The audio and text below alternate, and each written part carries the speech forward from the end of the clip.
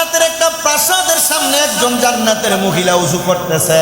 তখন আমি প্রশ্ন করলাম, হে মহিলা, লিমান হাজাল কসরু, এ প্রাসাদ রাখার, এ বাড়ি রাখার? তখন মহিলা উত্তর দেয়, ইয়া রাসূলুল্লাহ ক্বালু লি উমারা ফাযাকারতু গায়রাতাহু ওয়া ওয়াল্লাইতু মুদিবিরান।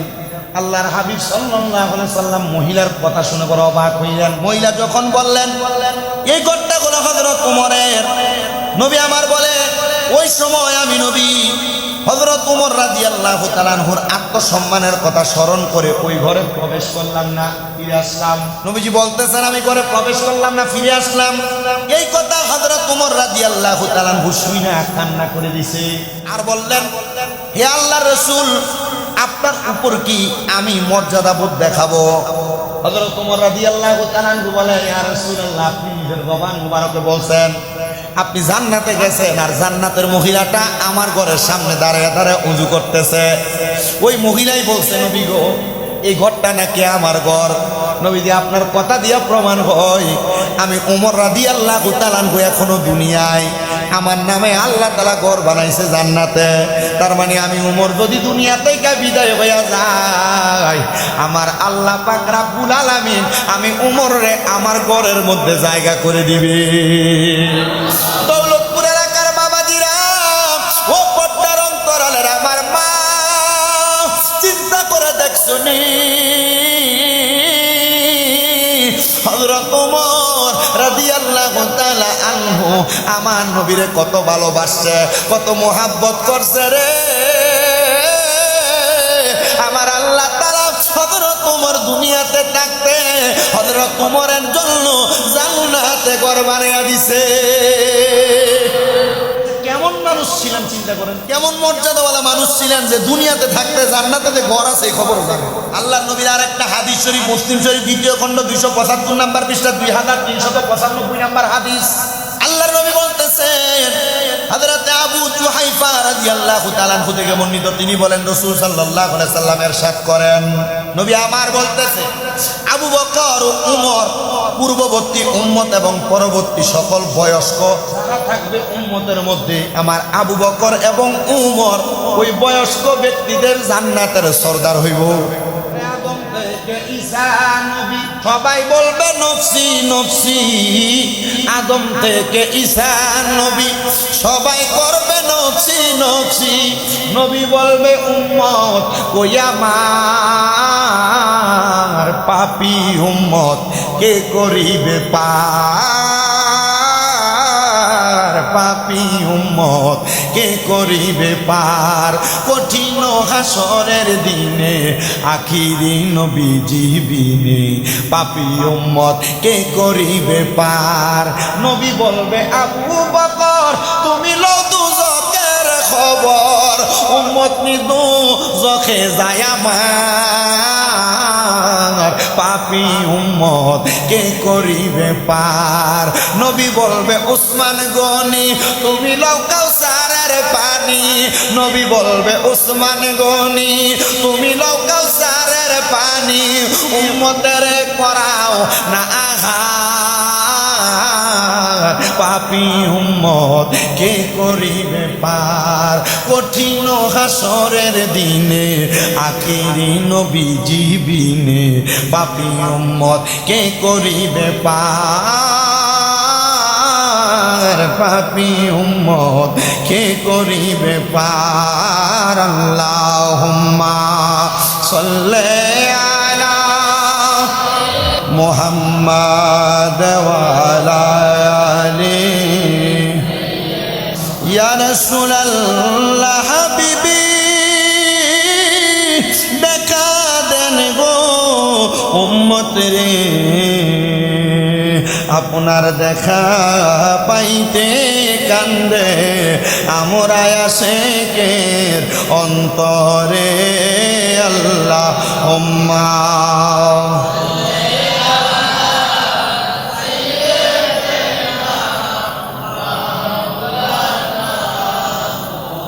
ওয়া আলা আলি সাইয়্যিদিনা।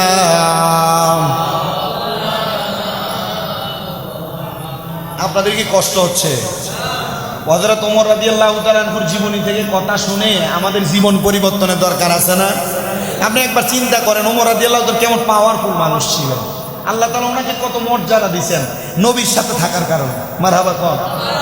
আপনিও যদি নবীওয়ালা হয়ে যান, আপনি ওমরওয়ালা হবেন, আর আল্লাহ তাআলা আপনারও জান্নাতওয়ালা বানাবেন। মারহাবা করেন। তাহলে আমাদের জীবনটাকে তেমন বানানোর দরকার আছে না? এই স্বর্ণকার দোকানে আমি গতকালকে একটা নিউজ দেখছি, স্বর্ণ দোকানে যে স্বর্ণকাররা স্বর্ণের কাজ করে এরা পায়ের যে ধুলাবালি ময়লা এদিকে হিসাবে ব্যস্ত। আপনার কথা কেন? এরা যে ফায়ার ধুলাবালি ময়লা এদিকে হিসাবে ব্যস্ত। আবার আরেকটা দেখছি আরো 6-7 মাস আগে স্বর্ণ দোকানের সামনে যে ড্রেন, এই ড্রেনের ময়লা মনে করেন যে 2-3 জায়গার ড্রেনের ময়লা একসাথে করে সারিবরি স্বর্ণ গুড়া গুড়া ডিরেক্ট লয় করে পাইছে।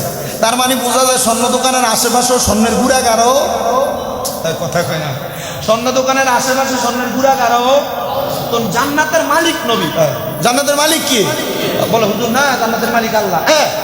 জান্নাত সৃষ্টি করছেন আল্লাহ, বানাইছেন আল্লাহ।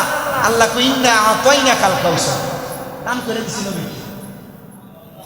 নিশ্চয় আমি আপনাকে কাউসার দান করছি। তো কাউসার দান করছে, মনে করেন আমার এই মাথায় পাগড়ি, এই পাগড়ি আমরা মুয়াজ্জিন সাহেবকে দান করে দিচ্ছি। তো পাগড়ির মালিক কি আমি না মুয়াজ্জিন? কথা কেন? আমি না মুয়াজ্জিন? তো জান্নাতের মালিক, জান্নাত বানাইছেন আল্লাহ, মালিক বানাইছেন নবী। মারহাবা। তো জান্নাতের মালিকের সাথে যিনি থাকেন ওনার জান্নাতের ঠিকাদারি তো আমার নবী দিয়ে দিচ্ছেন। আমরা যদি ওনাদেরকে অনুসরণ করি, আরে জান্নাতের ঠিকাদারি আর মালিকেরা না ভাই হযরত ওমরের কাছে আবদার করবো, ও আল্লাহর নবীর সাহাবী, আমরা তো জান্নাতে যাওয়ার মতো কোনো যোগ্যতা নাই, ক্ষমতা নাই, ইবাদত নাই, আমল নাই, আপনারা আমরা ভালোবাসি, আপনাকে নিয়ে আমরা আলোচনা করতাম, আপনার ব্যাপারে আমরা কথা বলতাম, আপনাদেরকে যদি কেউ বাজে মন্তব্য করতে আমাদের কলিজায় লাগতো। ওমর রাদিয়াল্লাহু তাআলা আনহু বলেন আমার জান্নাতের একটা কর্নারে একটা জায়গা আছে। আর ওমর রাদিয়াল্লাহু তাআলা আনহু এমনি ইসলাম ধর্ম গ্রহণ করে না। ওমর রাদিয়াল্লাহু তাআলা আনহু বাড়িতে খবর পাইছে ওনার বোন আর বোনের জামাই ইসলাম ধর্ম গ্রহণ করছে। ওর বাড়িতে বাইরে করে দৌড়ে গেছে, কই দেখি কই আমার বোনের জামাই আর বোন কই, দরজাটা খুললেই ঘরটা আলাদা করে দিব। ওমর রাদিয়াল্লাহু তাআলা আনহু ঘরের দরজা এই দিকটা সিন দিয়ে গেছে, যা দেখো উতবার সাহেবা মানে মক্কার বড় বড় যে ইহুদিরা এরা যাইয়া ওমর রাদিয়াল্লাহু তাআলা আনহুর ঘরের বোনের ঘরের কোণাটার ভিতরে কান্না লাগে শুনে, এই উতবার সাহেবা তোমরা কি করো? আরে ওমর তোমার বোনে কি যেন ফটতাছে আমার কাছে ভালো লাগে। মারহাবা করেন। তো জিগায় ও বোন ঘরের আড়ালে কি করেন? বলে আল্লাহর কোরআন পড়ি। বলে এত মজা? ইহুদিরাও শুনে? বলে হ্যাঁ, আল্লাহর কোরআনের এত মজা শান এটা এরাও শুনে। হযরত ওমর কয় এরা ধরে দিয়া দেখি একটু শুই না কেমন লাগে, কি ভাল লাগে। দরজা খুলতে বলছে, তরবারি দিয়ে গর্দান আলাদা করে দিবে। দরজা খুলছে আর বোনের চেহারার দিকে তাকাইছে, বলে এই মুহূর্তে পড়াইয়া দাও লা ইলাহা ইল্লাল্লাহু মুহাম্মাদুর রাসূলুল্লাহ সাল্লাল্লাহু আলাইহি ওয়াসাল্লাম। জোরে সুরে পড়ি সুবহানাল্লাহ। আল্লাহর নবী রাহমাতুল লিল আলামিন নবী বলছে আমার পরে যদি কেউ নবী হইতো আমার ওমর হইতো। মারহাবা। রহমতের নবীর ঘোষণা দেখছেন কত পাওয়ারফুল সাহাবী নিয়ে চলতো।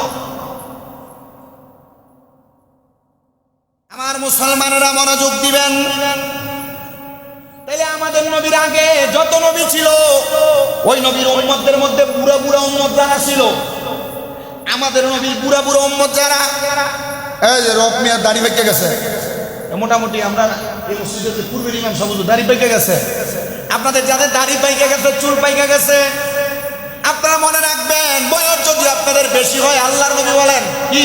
নবী আমার বলতেছেন আমার ওমর এবং আমার আবু বকর রাদিয়াল্লাহু তাআলা আনহুমা তারা দুইজন আমার উম্মত এবং আমার পূর্বের সব উম্মতের জান্নাতের সরদার হইব। আপনাদের জান্নাতের সরদার কি হবে? আবু বকর ওমর রাদিয়াল্লাহু তাআলা আনহু। চিন্তা করে দেখেন, এদেরকে ভালোবাসা, এদেরকে মোহাব্বত করে, এদেরকে নিয়ে আলোচনা করা, এটা আপনার জন্য কত মর্যাদাবান। যদি এদের সম্পর্কে না জানেন তাহলে কবরে গেলে তো সর্দাররাই চিনতেন না। এবার আল্লাহর নবী আবার বলতেছেন হে দুনিয়ার মানুষ, ইক্তাদু বিল্লাযিনা মিন বাদি আবি বকর ওয়া ওমর, তোমরা আমার পরে আবু বকর এবং ওমর রাদিয়াল্লাহু তাআলা আনহুর অনুসরণ করবা। ইয়া রাসূলুল্লাহ, বুঝতে পারলাম। এরপর কি বলেন নবী আমার? আরেকটা হাদিসে মুবারাকা বুখারী শরীফের প্রথম খণ্ড 523 নম্বর পৃষ্ঠা 3567 নম্বর হাদিস। আল্লাহর নবী বলেন, নবী করিম, আমি নবী করিম সাল্লাল্লাহু আলাইহি সাল্লাম উহুদ পাহাড়ের মধ্যে আগমন করলাম। আমার সাথে আবু বকর, উমর, উসমান রাদিয়াল্লাহু তাআলা আনহু ছিল। আমি নবী যখন উহুদ পাহাড়ে উঠলাম, আমি দেখলাম উহুদ পাহাড়টা কাঁপতেছে। আপনি মনে করছেন ছোট জায়গা? উহুদ পাহাড় 7 কিলোমিটার জায়গা উহুদ পাহাড়। এবং মনে রেখে দেন, কিয়ামতের কালামতের ভিতরে নবী বলছেন, যখন কিয়ামত একবার কাছে চলে আসবে, কিয়ামতের আগে 7 কিলোমিটার লম্বা উহুদ পাহাড়টা মারহাবা কয় না কি হয়ে যাবে? শূন্য হয়ে যাবে। এটা আল্লাহ নবীর ঘোষণা।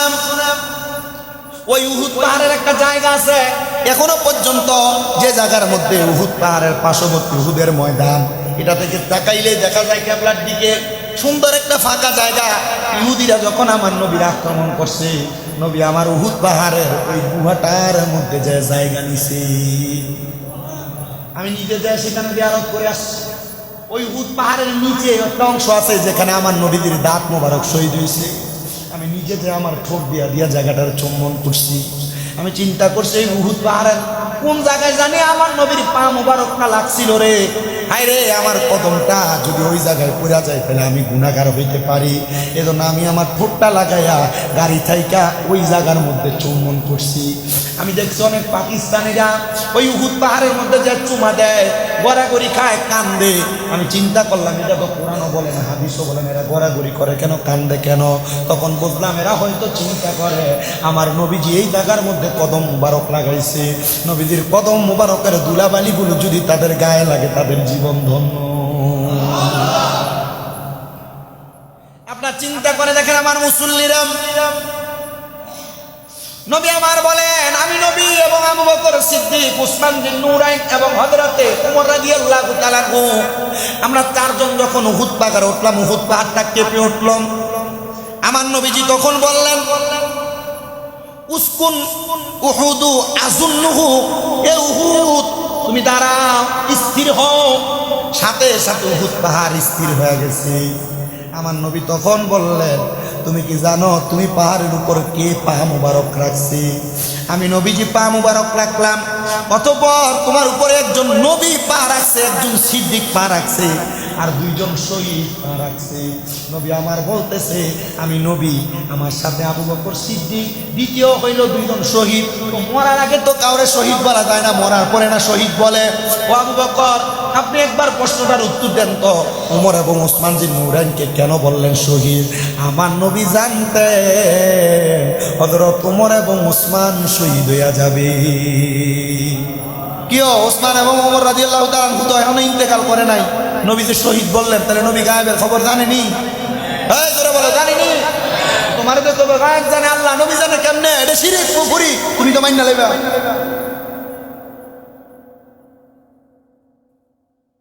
এত শিরক? হ্যাঁ, মাহফুজের কথা ঠিক আছে। তাহলে আমাদের আকীদা, আল্লাহর নবী গায়েবের খবর জানতেন, জানাইতেন কে? এটা আমাদের আকীদা। আকীদা মানে বিশ্বাস। আকীদা মানে কি? বিশ্বাস। এটা মানতে হবে। না মানলে আপনি কবরে গেলে নবীজি যদি আমরা চেহারার দিকে না চায়, আমার উপায় আছে কবরে? তো নবীজির ব্যাপারে খুব সতর্কতা। আল্লাহ বুঝার তৌফিক দান করুন।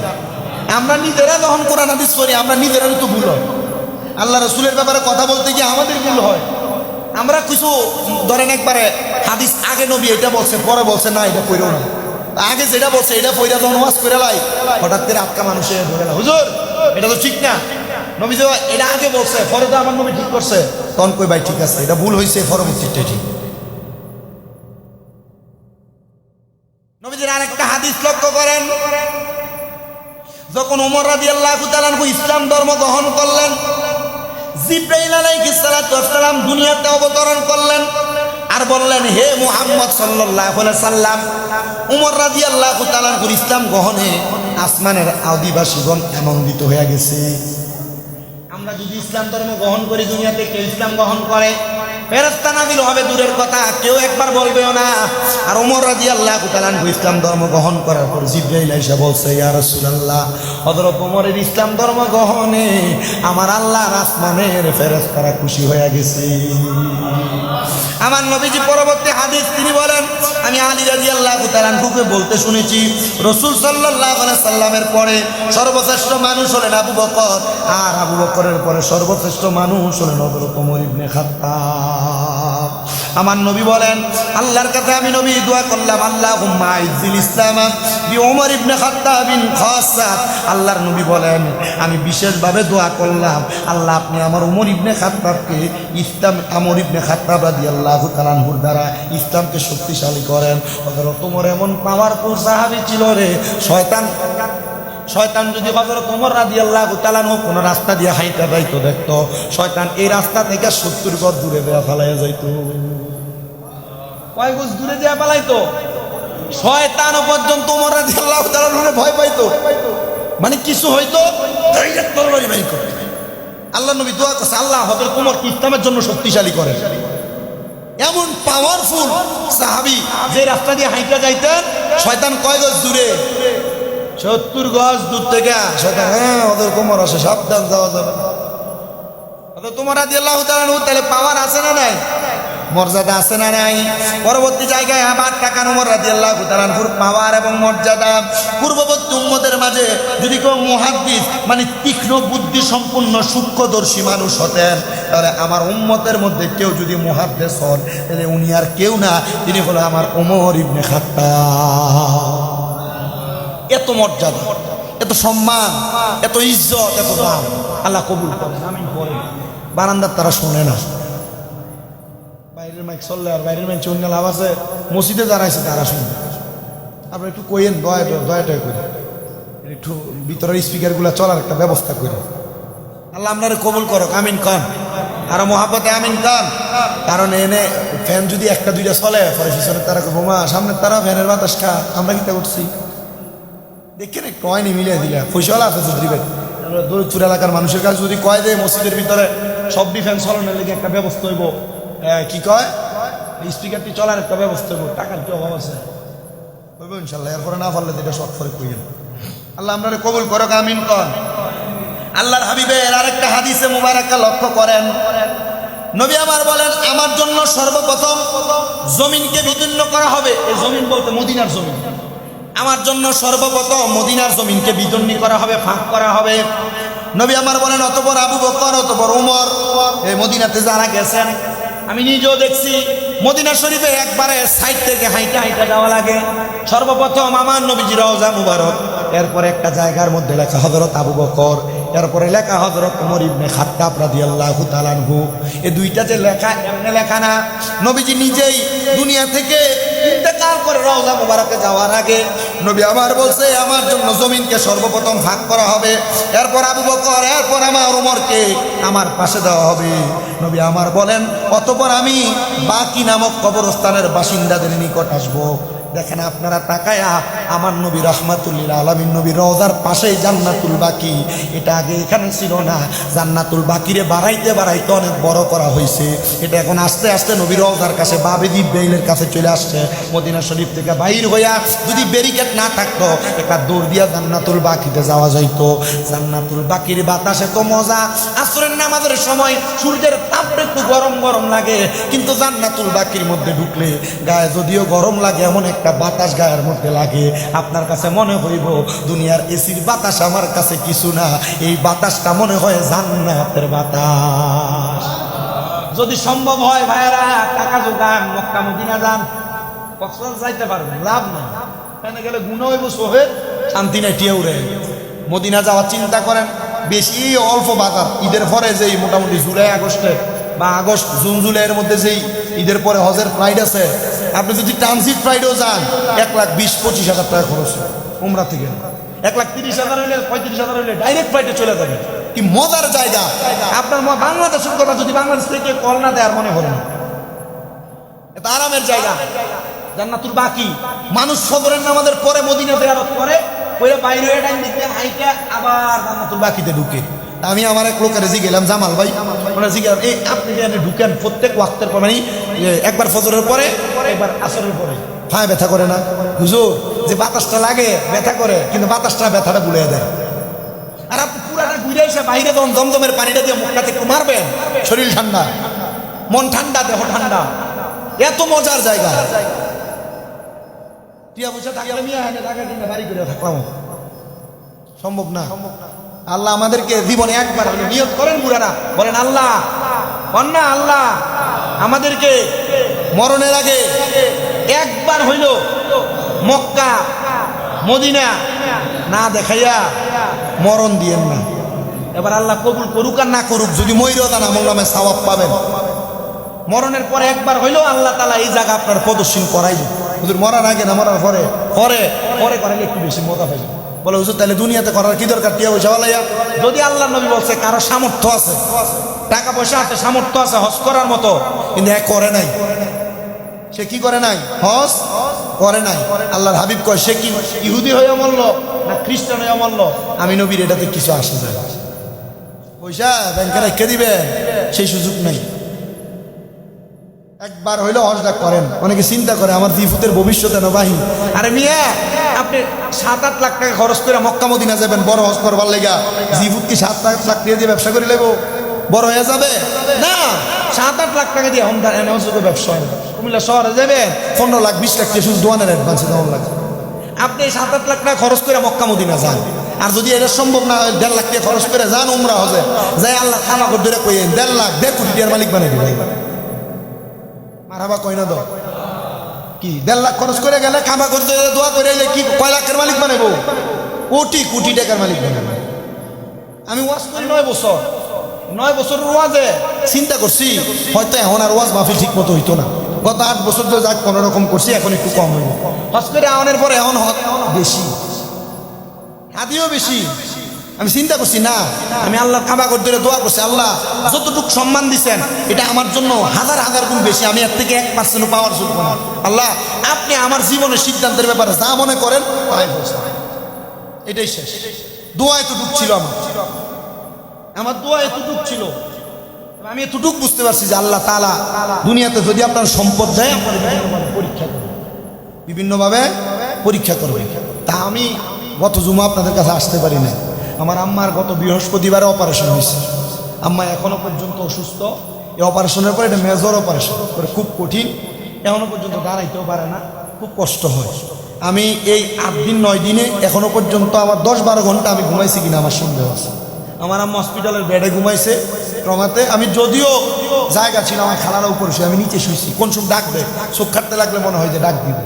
বাড়ি তো ঠিক মতো ঘুমাই নাই, আমার আম্মা ঘুমাইছে, আমি নিচে শুয়ে বসে বসে মোবাইল টিপছি। ডাক দিলে এখন আলগি দিয়া সব কিছু করা লাগে। এখানে আসার আগে আলগি দিয়ে আইনা গাড়িতে করে ড্রেসিং করে নিচ্ছি। আমি আপনাদের কাছে এতটুকু চাবো, আমি আপনাদের কাছে অন্য কোনো কিছু, শুধু আমার আম্মার লাগে একটু দোয়া করবেন। আপনারা করবেন না?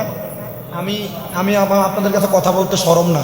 আমি গোসল করার পর আমি আমার লুঙ্গি ধুইতাম না। গোসল করার পর আমার গোসলের লুঙ্গি আমি ধুইতাম না, আমার মা ধুয়ে দিত। আমার মাহফিলের সিজনে আমি লোকমা দিয়ে ভাত খাওয়াইতাম না, আমার মা খাওয়াই দিত। আমি আমার মার মুখে লোকমা তুলে দিই যখন, তখন আমার নিজের কলজা ফাটে, কিন্তু কানতে পারি না। কারণ কানলে আমার মা চিন্তা করবে আমার ফুতের মন ভেঙে গেছে। আমি আমার আব্বারে সাইডে নিয়ে কইছি, আব্বা আমার তো আর সহ্য হইতেছে না। এবারই শক্ত মানুষ, সুস্থ সবল মানুষ এখন অসুস্থ হয়ে গেছে। তুই যে এমন এমন করতেছ, তোর বাইক আনবো, তোর আম্মার মনটা ভেঙে যাবে। আমি আপনাদের কাছে এতটুকু আবদার করবো, আপনারা একটু খাস করে আমাদের পরে আমার আম্মার লাগে দোয়া করবেন। করবেন নি দোয়া? যখনই মন চাইবো দোয়া করবেন, মুনাজাত করবেন, দোয়া করবেন। আমি শুধু কইছি আল্লাহ এখন যদি কেউ কইতো যে 10 লাখ টাকা দিলে আমার আম্মা সোজা হয়ে আসবো, আমি দিয়ে দিতাম। কিন্তু হাঁটবে না। ডাক্তার বলছে হুজুর টাকা খরচ করে লাভ নেই, আপনি আজকে দিনে 5-6 মাসের একটা মোটামুটি থেরাপি দিয়া যান, সুন্দর উনি সহজ সরলভাবে হাঁটবে। আমি আল্লাহ তাআলার দরবারে এইটুকু চাইছি যে আল্লাহ আপনি আমার আম্মার জন্য একটু খাস করে রহমত বরকত দান করে আমার আম্মার সুস্থতা দান। আমি গতকালকে 2টা মাহফিলে যাওয়ার পর আমি বলছি আল্লাহ যেন আমার আম্মার সুস্থতার নিয়ামত দান করে। আর যতটুকু বয়ান আমরা শ্রবণ করছি ওমর রাদিয়াল্লাহু তাআলা আনহুর জীবনী থেকে, আসলে ওনার জীবনী বলতে গেলে অনেক সময়ের প্রয়োজন। ওনারা তো নবীজির প্রখ্যাত সাহাবী ছিলেন, খোলাফায়ে রাশিদিন ছিলেন, এগুলো বইলা শেষ করা যাবে না। যা শুনছি তার দ্বারা যেন আমরা সাহাবায়ে কেরামকে সম্মান করতে পারি। আমাদের জবান দ্বারা কখনো যেন সাহাবায়ে কেরামের প্রতি বাজে মন্তব্য কথা বলে, বাজে মন্তব্য। আপনি দেখবেন অনেক জায়গার ভিতরে অনেক বাতিলপন্থীরা সাহাবায়ে কেরামকে নিয়ে মন্তব্য করে। বিশেষ করে আমরা সমাজে আপনারা কে আছেন কি করেন জানি না, জয়গুরু আছে না, আছে না, এরা সাহাবায়ে কেরামকে গালাগালি করে, নাউজুবিল্লাহ করেন। বান্দারিরা না, তারা জয়গুরু যারা, এদের ভিতরে এক শ্রেণী আছে সাহাবায়ে কেরামকে গালাগালি করে। সাহাবাই কেরামকে নিয়ে বাজে মন্তব্য করে, এদের থেকেও সাবধান। এরা লোক হ্যান্ডশিপ মুসাফাও করবে না, সালাম দিবেন না ডেলি। বলে হুজুর মুসলমান না সালাম দিলে? আরে কোনো জায়গার ভিতরে যদি কোনো বিধর্মী থাকে এদেরকে সালাম দেওয়া যায়, আসসালামু আলাইকুম ইয়া মানিত্তাবা আলাল হুদা। তোমার উপর শান্তিও বসুক তো আল্লাহ তোমার হেদায়েত দান করুক। কিন্তু যারা সাহাবাই কেরামকে নিয়ে মন্তব্য করে সালাম দেওয়া যায় না, নবীকে নিয়ে মন্তব্য করে এদেরকে সালাম দেওয়া জায়েজ নাই। আকবর আলী রেজভী সব ফতোয়া দিয়েছিল, লা তুসাল্লি লা তুয়াক্কি লা তুবিকাই, এটির পিছনে নামাজও পড়ন যেত না, এটির কাছে মাইয়া বিয়ে রন যেত না, এটির লগে এক প্লেটে বইয়া ভাত খাওয়ান যেত না। সাবধান, আল্লাহ আমাদেরকে বোঝার তৌফিক দান করুন।